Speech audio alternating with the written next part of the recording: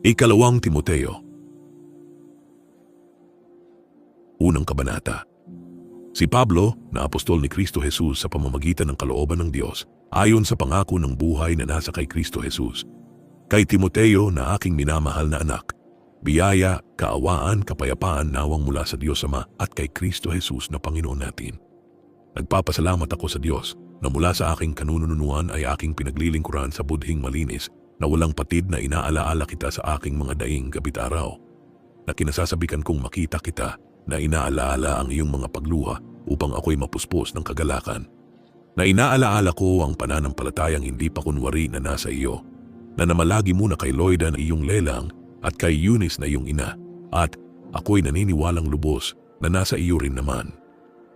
Dahil dito ay ipinaalala ko sa iyo na paningasin mo ang kaloob ng Diyos na nasa iyo sa pamamagitan ng pagpapatong ng aking mga kamay. Sapagkat hindi tayo binigyan ng Diyos ng espiritu ng katakutan, kundi ng kapangyarihan at ng pag-ibig at ng kahusayan. Huwag mo ngang ikahiya ang pagpapatotoo sa ating Panginoon, ni ako na bilanggo niya, kundi magtiis ka ng mga kahirapan dahil sa Ebanghelyo ayon sa kapangyarihan ng Diyos. Na siyang sa atin ay nagligtas at sa atin ay tumawag ng isang banal na pagtawag, hindi ayon sa ating mga gawa, kundi ayon sa kaniyang sariling akala at biyaya, na ibinigay sa atin kay Kristo Jesus buhat pa ng mga panahong walang hanggan. Ngunit ngayon ay nahayag sa pamamagitan ng pagpapakita ng ating tagapagligtas na si Kristo Jesus, na siyang nagalis ng kamatayan at nagdala sa liwanag ng buhay at ng walang pagkasira sa pamamagitan ng Ebanghelyo. Na sa bagay na ito ay ako'y itinalaga na tagapangaral at apostol at guro. Dahil dito'y nagtiis din ako ng mga bagay na ito, gayon may hindi ako nahihiya, sapagkat nakikilala ko yaong aking sinampalatayanan, at lubos akong naniniwalang siya'y makapag-iingat ng aking ipinagkatiwala sa kaniya hanggang sa araw na yaon. Ingatan mo ang mga ulirang mga salitang magagaling na narinig mo sa akin sa pananampalataya at pag-ibig na nasa kay Kristo Jesus. Yaong mabuting bagay na ipinagkatiwala sa iyo ay ingatan mo sa pamamagitan ng Espiritu Santo na nananahan sa atin. Ito'y nalalaman mo na nagsihiwalay sa akin ang lahat ng nangasa Asya, na sa mga yaon ay si Figelo at si Hermogenes. Pagkalooban nawa ng Panginoon ng habag ang sangbahayan ni Onesiforo, sapagkat madalas niya akong pinaginhawa at hindi ikinahiya ang aking tanikala. Kundi nang siya'y nasa Roma, ay hinanap niya ako ng buong sikap at ako'y nasumpungan niya. Pagkalooban nawa siya ng Panginoon na masumpungan niya ang kahabagan ng Panginoon sa araw na iyon. At totoong alam mo kung gaano karaming mga bagay ang ipinaglingkod niya sa Efeso. Ikalawang kabanata. Ikaw nga, anak ko, magpakalakas ka sa biyayang nasa kay Kristo Jesus. At ang mga bagay na iyong narinig sa akin sa gitna ng maraming saksi, ay siya mo ring ipagkatiwala sa mga taong tapat na makapagtuturo naman sa mga iba. Makipagtiis ka sa akin ng mga kahirapan na gaya ng mabuting kawal ni Kristo Jesus. Sino mang kawal na nasa pagkakawal ay hindi nahalubilo sa mga bagay ng buhay na ito upang siya'y kalugdan niyaong nagtala sa pagkakawal. At kung ang sinuman ay makikipaglaban naman sa mga laro, ay hindi pinuputungan maliban na kung makipaglabang matuwid. Ang magsasaka na nagpapagal ay siyang kailangang unang makabahagi sa mga bunga. Isipin mo ang sinasabi ko, sapagkat bibigyan ka ng Panginoon ng pagkaunawa sa lahat ng mga bagay. Alalahanin mo si Hesukristo na muling nabuhay sa mga patay sa binhi ni David ayon sa aking Ebanghelyo. Na siyang pinagtitiisan ko ng kahirapan sa mga tanikala na tulad sa tampalasan, ngunit ang salita ng Diyos ay hindi natatanikalaan. Kaya aking tinitiis ang lahat ng mga bagay dahil sa mga hinirang upang kamtan naman nila ang pagkaligtas na nasa kay Kristo Jesus na may kaluwalhatiang walang hanggan. Tapat ang pasabi, sapagkat kung tayo'y nangamatay na kalakip niya, ay mga bubuhay naman tayong kasama niya. Kung tayo'y mangagtiis, ay mga gahari naman tayong kasama niya. Kung ating ikaila siya, ay ikakaila naman niya tayo. Kung tayo'y hindi mga tapat, siya'y nananatiling tapat sapagkat hindi makapagkakaila sa kaniyang sarili. Ipaalaala mo sa kanila ang mga bagay na ito, na sila'y pagbilinan sa paningin ng Panginoon, na sila'y huwag makipagtalo tungkol sa mga salitaan na hindi mapapakinabangan sa ikapapahamak ng mga nakikinig. Pagsikapan mong humarap na subok sa Diyos, manggagawang walang anumang ikahihiya na gumagamit na matuwid ng salita ng katotohanan. Datapuat ilagan mo ang mga usapang walang kabuluhan sapagkat sila'y lalong magpapatuloy sa kasamaan. At ang kanilang salita ay kakalat na gaya ng gangrena, na sa mga ito ay si Himeneo at si Fileto, na mga taong tungkol sa katotohanan ay nangasinsay, na sinasabing ang pagkabuhay na maguli ay nakaraan na at ginugulo ang pananampalataya ng iba. Gayon mayang matibay na pinagsasaligan ng Diyos ay nananatili na may tatak nito, nakikilala ng Panginoon ang mga kaniya at lumayo sa kalikuan ng bawat isa na sumasambitla ng pangalan ng Panginoon. Datapuwat sa isang malaking bahay ay hindi lamang may mga sisidlang ginto at pilak, kundi mayroon din namang kahoy at lupa, at ang iba'y sa ikapupuri at ang iba'y sa ikasisirang puri. Kung ang sinuman nga ay malinis sa alinman sa mga ito, ay magiging sisidlang ikapupuri, pinakabanal, marapat gamitin ng mayari, nahahanda sa lahat ng gawang mabuti. Datapuwat layuan mo ang masasamang pita ng kabinataan at sundin mo ang kabanalan, ang pananampalataya, ang pag-ibig, ang kapayapaan, kasama ng mga nagsisitawag sa Panginoon mula sa pusong malinis.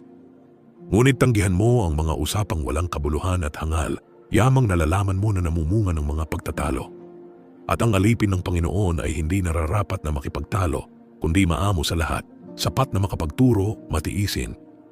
Nasawaing may kaamuan ang mga nagsisisalangsang, baka sakaling sila'y pagkalooban ng Diyos ng pagsisisi sa ikaalam ng katotohanan. At sila'y makawala sa silo ng dyablo na bumihag sa kanila ayon sa kaniyang kalooban. Ikatlong kabanata, datapuwat alamin mo ito, na sa mga huling araw ay darating ang mga panahong mapanganib. Sapagkat ang mga tao'y magiging maibigin sa kanilang sarili, maibigin sa salapi, mayayabang, mga mapagmalaki, mapagtungayaw, masuwayin sa mga magulang, mga walang turing, mga walang kabanalan. Walang katutubong pag-ibig, mga walang paglulubag, mga palabintangin, mga walang pagpipigil sa sarili, mga mabangis, hindi mga maibigin sa mabuti, mga lilo, mga matitigas ang ulo, mga palalo, mga maibigin sa kalayawan kaysa mga maibigin sa Diyos. Na may anyo ng kabanalan datapuwat tinanggihan ang kapangyarihan nito, lumayo ka rin naman sa mga ito. Sapagkat sa mga ito ang nanganggagapang sa mga bahay at binibihag ang babaeng haling nalipos ng mga kasalanan, hinihila ng mga iba't ibang pita, na laging nagsisipag-aral at kailan pa man ay hindi nakararating sa pagkaalam ng katotohanan. At kung paanong si James at si Jambres ay nagsilaban kay Moises, ay gayon din naman ang mga ito'y nagsisilaban sa katotohanan, mga taong masasama ang pag-iisip, mga itinakuwil tungkol sa pananampalataya.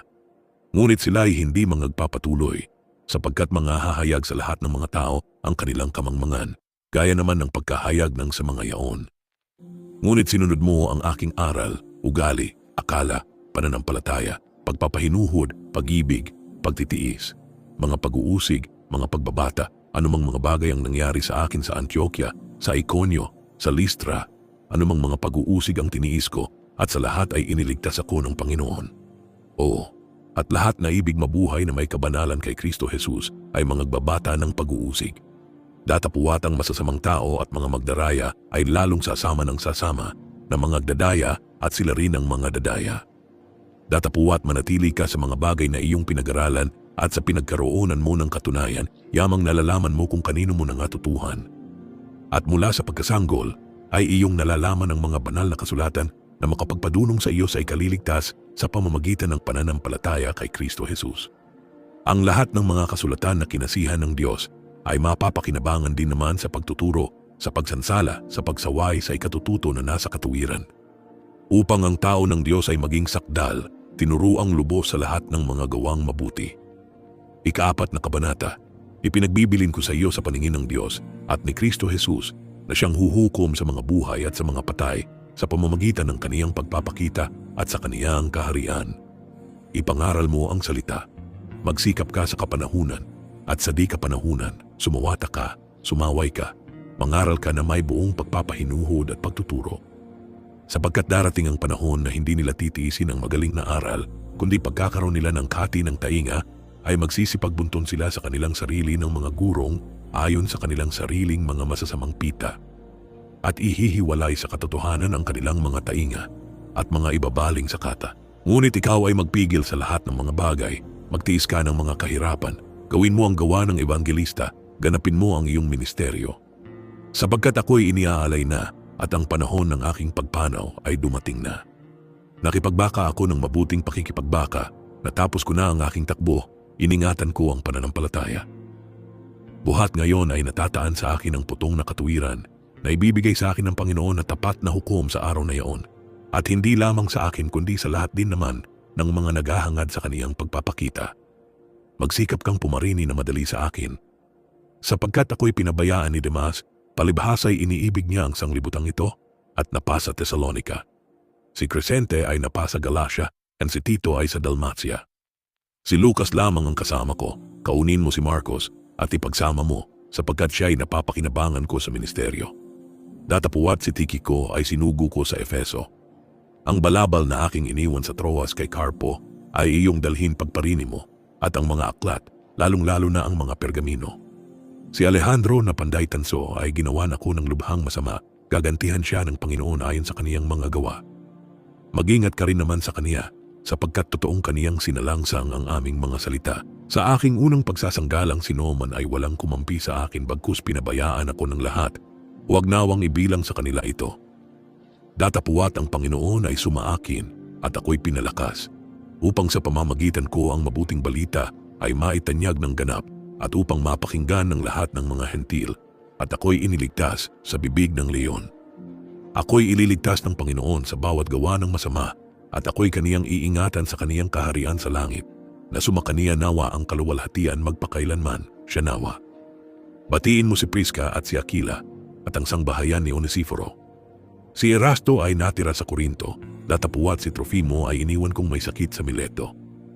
Magsikap kang pumarini bago magtaginaw. Binabati ka ni Ubulo at ni Pudente at ni Lino at ni Claudia at ng lahat ng mga kapatid. Ang Panginoon naway sumain yung espiritu. Ang biyaya naway sumainyo.